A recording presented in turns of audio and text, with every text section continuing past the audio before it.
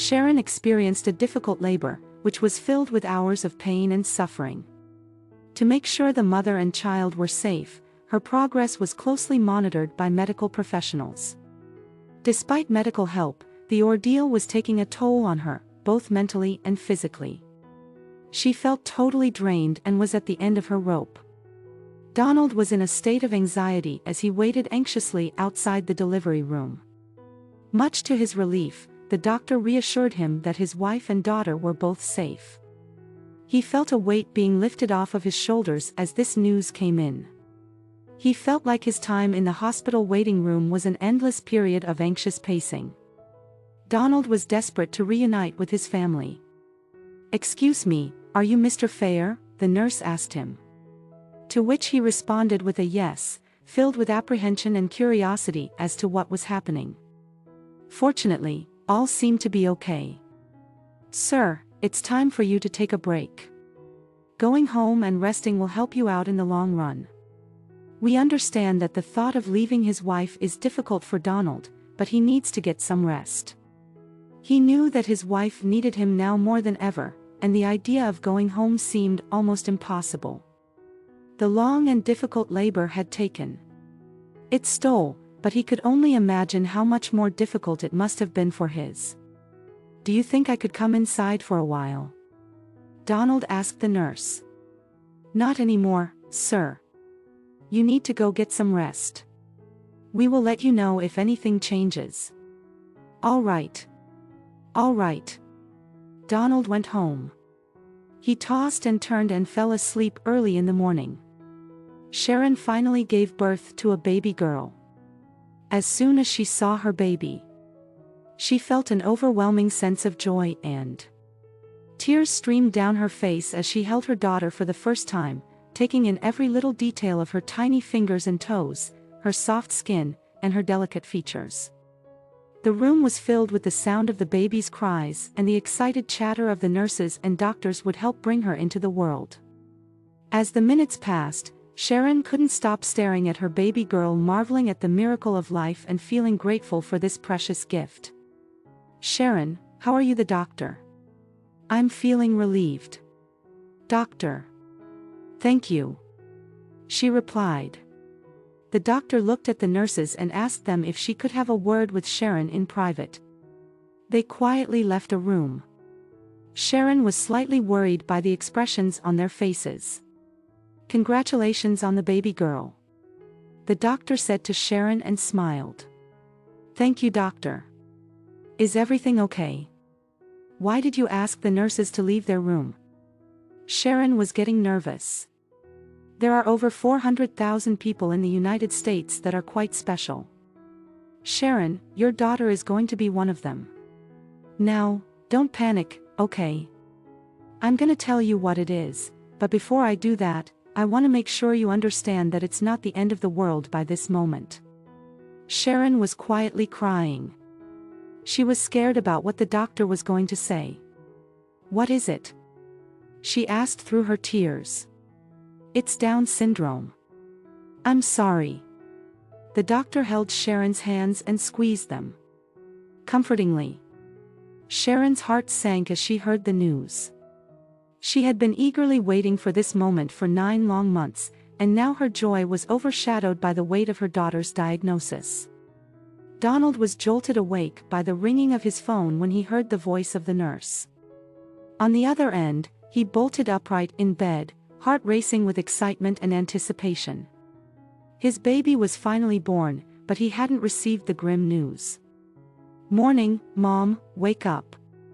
It's gonna be a beautiful day today because you're now at Grandma for the second time. Share the news with Kyra. She's got a sister." Donald was telling his mother over the phone. "Son, I'm so proud of you. Congratulations." Mrs. Fair was crying with happiness. He couldn't wait to bring his wife and newborn daughter home. He'd spent countless hours preparing their home for their arrival, making sure everything was just right for his new family. It bought an assortment of toys, clothes, and other baby essentials, carefully selecting each item with love and care. Donald quickly dressed and rushed to the hospital, barely able to contain his excitement. He felt a mix of nerves and excitement as he approached the door of the delivery room. But before he went into the delivery room to meet his new daughter, Donald noticed the look of worry on his wife's face. He could sense that something was wrong and his heart started to beat faster with anxiety. Suddenly, a doctor approached him and asked him to come to his office. Donald's stomach sank as he followed the doctor down the hallway. The sound of his own footsteps echoing in his ears. "Mr. Fayer, the labor went well. Your wife is feeling good, but your daughter was born with Down syndrome. Are you sure?" "It's my daughter. My family is completely healthy. Are you sure it's not a mix-up?" Donald was asking these questions, understandingly. He didn't want to believe it. He felt that it was a bad dream and he would soon wake up from it. The diagnosis was a shock to the family. They had been through many heartbreaking miscarriages before this, and they had waited so long for this little one too. After Sharon processed her initial emotions, she looked at her daughter and thought, "I don't care. I love you, and I will protect you for the rest of your life." Donald was devastated. He didn't want to accept the new reality. Sharon looked at her husband and watched him and go into a state of shock. He appeared lifeless. He wouldn't even look at his baby girl. Sharon held her baby in her arms in the wheelchair as they moved to their room after delivery. They were in the elevator with another family that had just had a "Congratulations. What did you have?" the man asked Donald. He was beaming with joy holding his baby son. Donald was not up for it at all. He wished nobody would talk to him at that moment. "Yeah, thanks." He could barely squeeze out. "It's a girl and we're gonna name her Caitlin." Sharon added to ease tension. The other man started laughing. "My man probably wanted a boy." "Huh? Is that why?" The man couldn't finish because his wife interrupted. "Would you knock it off, Charlie? My husband's just silly. Congratulations on your baby girl." Sharon looked up at her husband and he was not there. He was physically there, but he was not with them. When they got to our room, Sharon made a decision. This was their baby. This was the baby that made it after losing so many. Sharon waited so long to have her, and she would love her forever. She had to believe this was happening for a reason. She was determined to learn everything about Down syndrome for the first year and a half of her daughter's life. Donald disappeared. Alcohol and work became his new family. He stayed out late and didn't come home. Sharon nursed her newborn through the evenings utterly.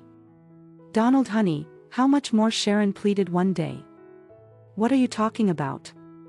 I'm a man and I know what I'm doing," he replied every time she confronted Donald.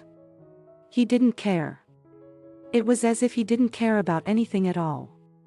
Donald's career involved travel, and he made a conscious decision to stay away from their home as much as possible. She would try to talk to him. His response was always the same. He was joyless. The only thing that brought him happiness was his.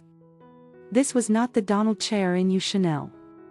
The man she married had doted on their first daughter, Kyra. He never wanted to take a vacation without her.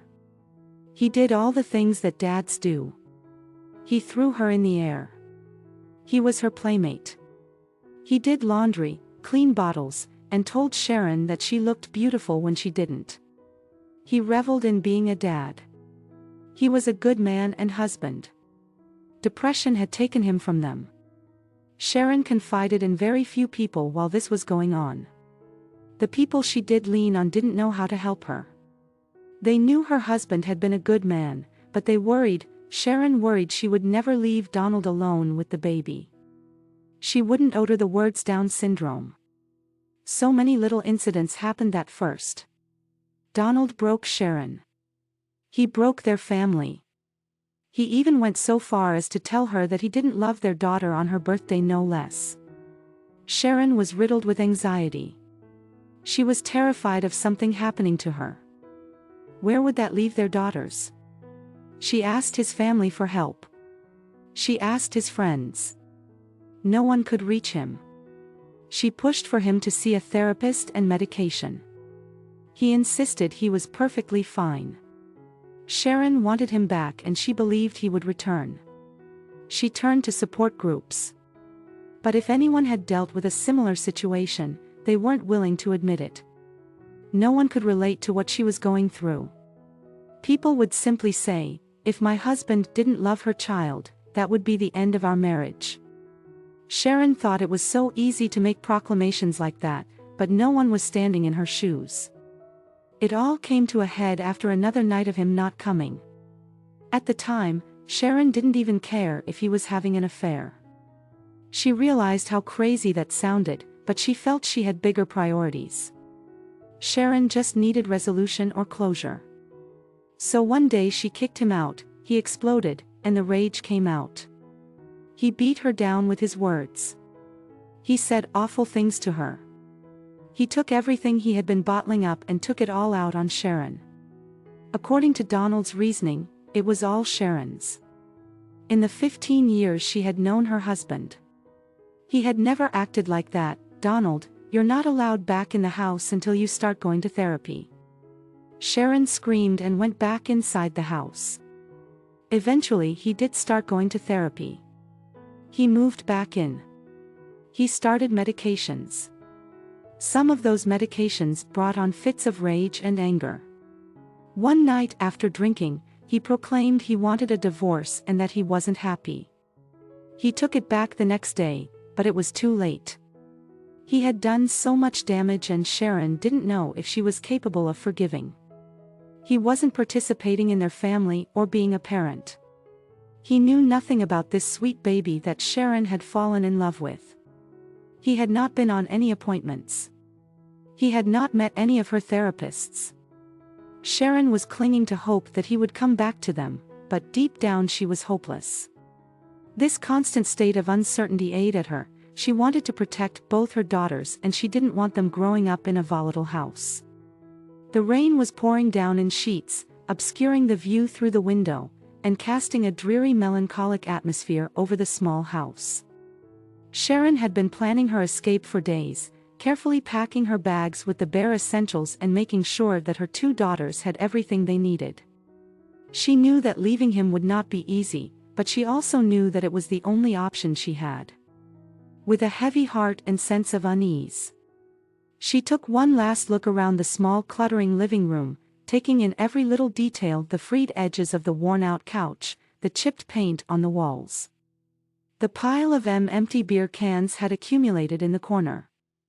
It was a place that had once been filled with hope and dreams, but now it was nothing more than a shell of its former self. She took a deep breath and picked up her bags. Kyra clung to her hand tightly, sensing that something was not. As Sharon stepped out into the rain, she felt a mix of fear and relief wash over her. She was finally leaving behind the constant fights, the broken promises, and the endless cycle of abuse. Meanwhile, Donald stumbled his way back to the house. The alcohol in the system clouding his judgment and numbing the pain of his loneliness. As he fumbled for his keys and opened the door, he was hit by a sudden realization. The house was empty and cold. The only sound was the sound of the rain tapping against the window panes. A constant reminder of the life that he had. Despite the emptiness he felt after returning home to find his partner and children gone, Donald didn't change his behavior. He continued to drink heavily for the next few weeks, using alcohol to numb the pain and fill the void left by their departure. His days were spent in a blur of alcohol-induced haze, stumbling from bar to bar, and drowning his sorrows in cheap beer and whiskey.